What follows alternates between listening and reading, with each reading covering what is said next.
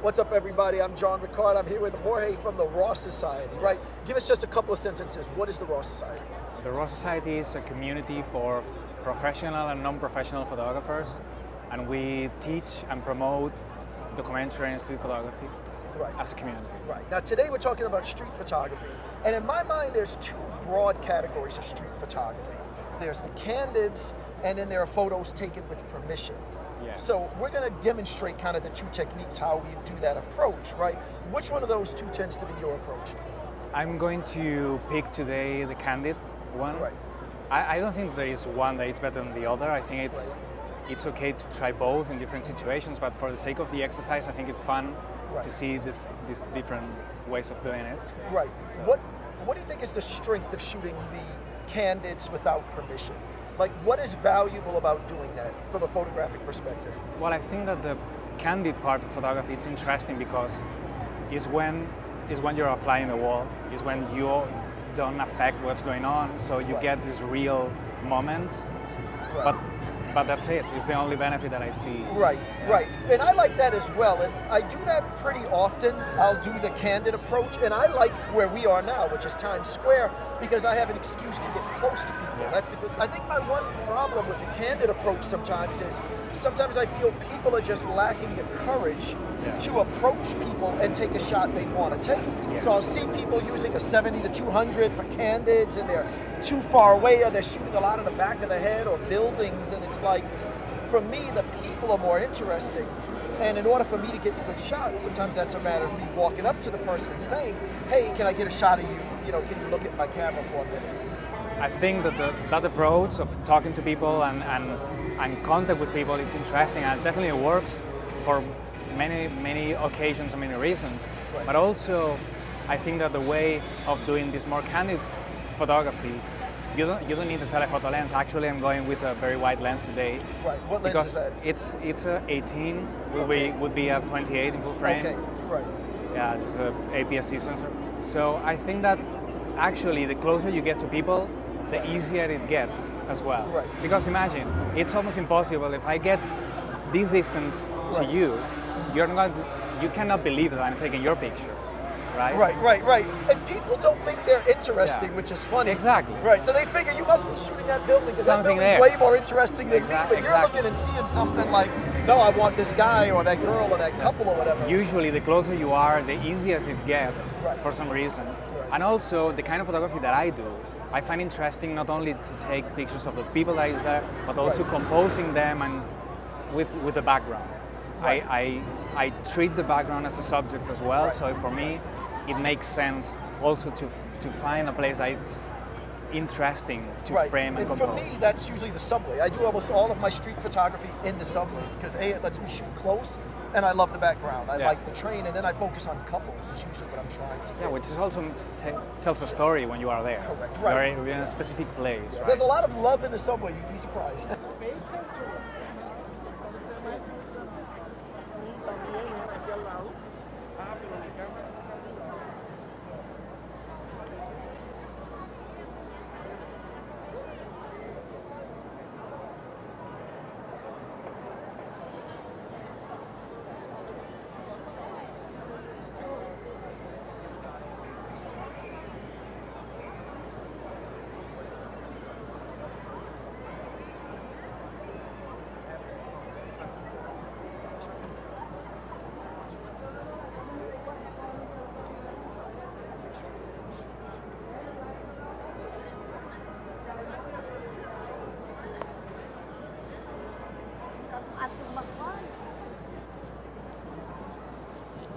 So what I try to do when I find interesting is not only the candidness of the moments, but also how I work with the space.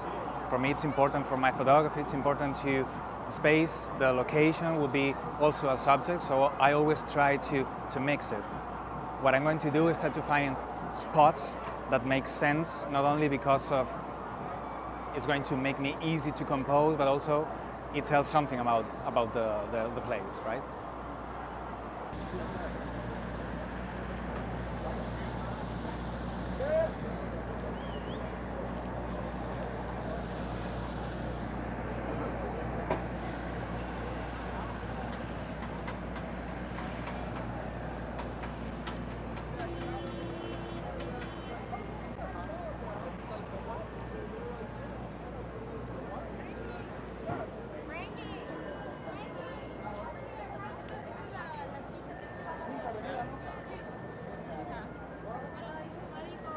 How is this location for you, Times Square with all the people? Well, I think that to me particularly, I don't find it the most interesting place. I have to say that I grew up in Barcelona, which is a very touristic place as well. So what it happens though is that it becomes easy to photograph because there's loads of people taking pictures and people is kind of used to it. So no one really look at you twice because you're taking pictures, right? Right. And you don't look suspicious, obviously, taking a picture in Times Square. Exactly. But see, for me, when I do the photos with permission, which I usually focus on the couples, the area that we're in right now, where we're on the street, is actually the worst area for me because everyone is already taking pictures. So then when I walk up and try to offer what I'm offering, it's like we're literally taking pictures now. Why do we need you to take a picture of us? I think that's why it's interesting to do both approaches. Sometimes it makes sense to talk with people and to ask, and sometimes it doesn't. Now, the one thing you don't want to shoot in New York is the Muppet Mafia, okay? Because you take a picture of them, you're going to be in debt for like $10. They're all going to come up to you. So a lot of times what I'll do is I will set a time for myself. I'll say I'm going to work the street photography for an hour or 90 minutes, and whatever I get, I get. Sometimes I don't get anything, which of course is what I'm afraid of today since we've got cameras rolling. I'm like, there's going to be nothing to shoot. It's probably. Nothing is going to happen. We're not going to have anything interesting.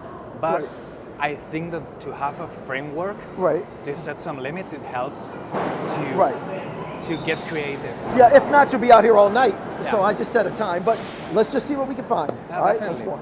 You stay in this station? Usually this station. I'll walk all the different parts of it, but usually this station, And then you're trying to read people. Like I usually look for couples, and like there's a couple, but like I just automatically feel they're gonna say no, so I'm not even gonna ask them, which I probably should, but I know, let's just go, I'm gonna ask them. We're gonna try to get a no on camera because I know they're gonna say no, but we're gonna try, let's go.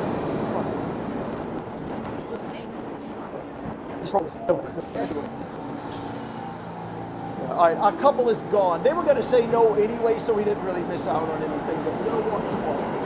Now, so far I don't see any couples, but this station usually works because a lot of people are on dates in Times Square, and then you get them, you know, hugging up on each other and kissing or whatever. But right now I don't see anybody. Yeah, there are not. They must have known we were coming. Yeah. You know, I'll tell you one reason that I like to work the same location a lot of times is because I'll remember taking a good photograph all over this place. So I photographed a couple right where we're standing about a month or two ago, and I have a picture I love that I shot over there. So then when I'm walking around here, let's keep walking by the way, when I'm walking around here, I'm remembering, oh, I got a good shot here, I got a good shot here. Then it gives me hope that I can get another good shot today, because I know it's possible to get a good shot in this location. And you also start to have a story about the place. Yeah. Which is very interesting as well. Which we always want that. Yeah.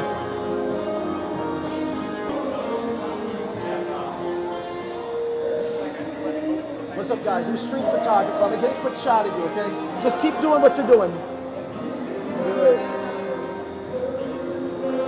Can you look back at her 1 second? Just look at her. Look at her. Look at her a second. Like that. There you go. Nice. Thank you, man. Appreciate that. If you want, send me a message on Instagram. I'll send that to you, all right? Thank you, guys. You're looking good. So a shot like that, I don't actually like the picture, but for me, it's more about that interaction. It's about approaching them, because the more people I approach tonight, the stronger the approach will be. And for the approach to work, I have to have high energy.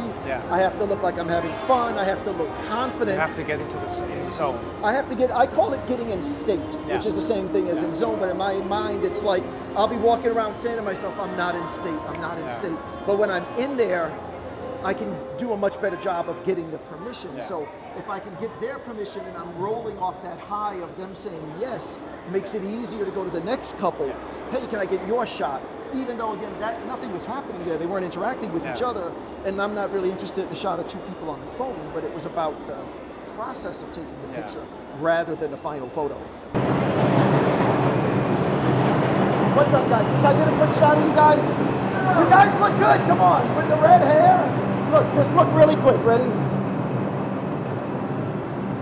All right.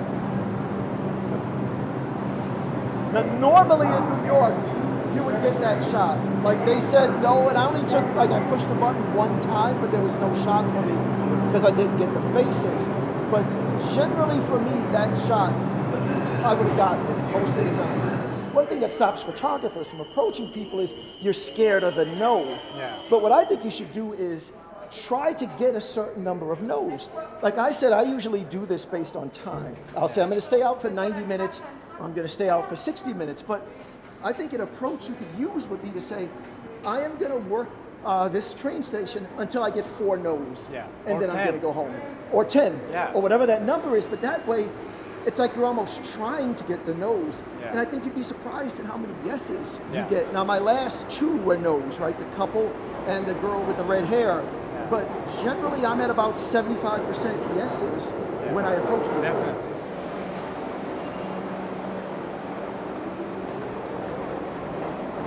How you doing? Love the hair. You mind if we get a quick shot of you? You're looking good. I might have a single. I'll give you $1. I got a single, I think, in my pocket, all right? We're going to try that. Let me just do a shot. I'm going to check, I promise you. Stay right there. 1 second, like that. Excellent. Can you lean into me a little bit? Like that. Now bring your chin up a little more. Nice. Excellent. Look amazing. What is your name? Kamisha. I'm John. Good to see you. I'm going to give you my card, and I'm going to find that $1, okay? Hold on 1 second. So I was talking before, like I know for me, I have these rules in my head, and I generally don't speak. I don't photograph like homeless people. Yeah. Because remember you talked about a story. I know I'm not really telling a story. Like I'm not dedicating myself properly to really documenting their story properly. So I tend to not photograph people who are homeless. But then I might have someone like her. I don't know if she's homeless, if she's not. I'm asking her for a picture because I really did like her hair. The blonde hair with the dark roots looked really cool. So then if she asks for $1 or something, I don't mind giving it to her because I feel like if I can help her, then I'm good with that and have some little interaction with her. Try to find out her name or maybe talk to her for a minute so it doesn't feel to her like I'm just taking something from her and running away. I don't think that there's nothing wrong with that. I mean, if you can help someone, they're helping you somehow as well, contributing with the picture, right? It's a collaboration somehow. So I think it's fine.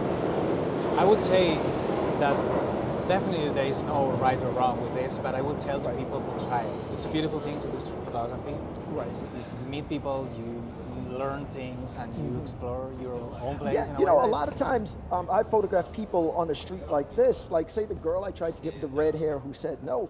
That's somebody that I might say if she contacted me on Instagram to get the picture, then I might say, oh, let me do a headshot on you. You know, come down to the studio where I do headshot and get a really cool picture because she did look cool with the afro. So yeah, a lot of times you do make that people connection. But you know, I'll tell you where I don't like being in terms of money and taking the pictures. You ever go to these really touristy areas where like they're making these crafts and then you're walking and everybody's trying to sell you this stuff that you just don't need, like, you know, some, I don't know, straw hat and sunglasses, and everybody's asking you for money and sales. I don't like photographing there because everybody's asking you for money, and it's not fun. I think that those are the kind of places where if you want to develop something, avoiding that part of it is when you need more time and you need access, and but that's a different thing. That's a different story. Right, and you have to get to the real city because when you're in those areas, you're where the cruise ship parked.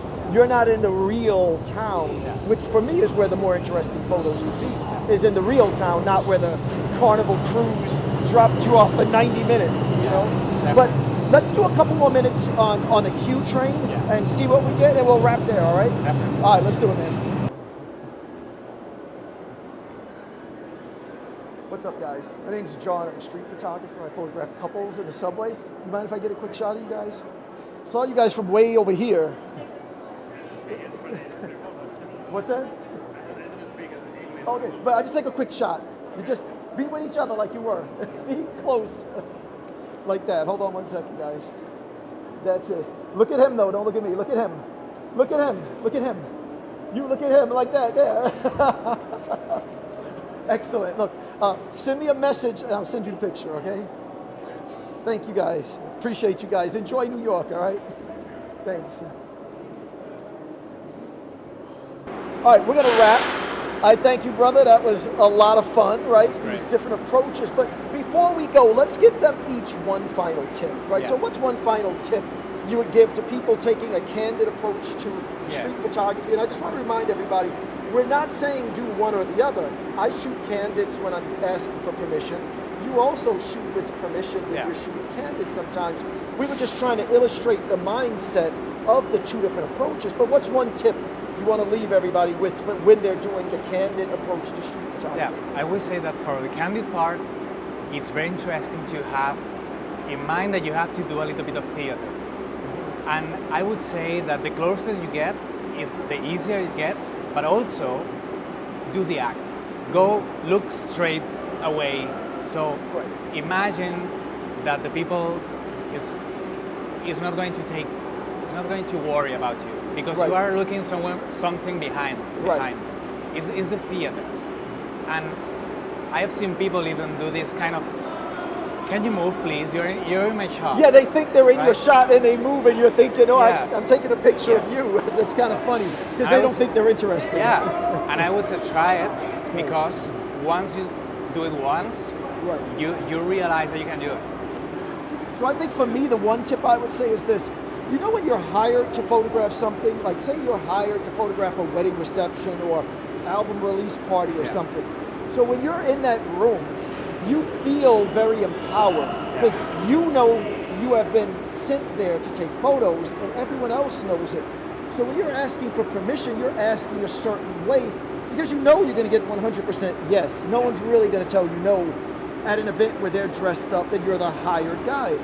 So what I try to do when I'm photographing in a subway, I try to act with that same mindset, as if I know you're going to do the picture, as if this is my world, I'm hired to be here, I'm supposed to be doing this, and I'm just like, hey, let me get a shot of you guys.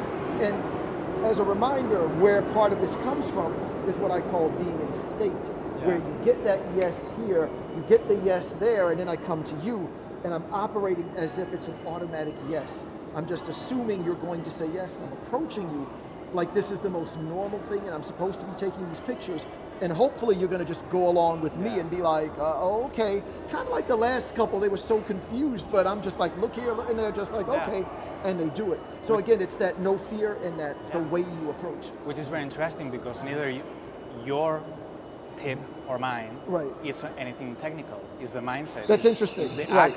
It's how you approach the street.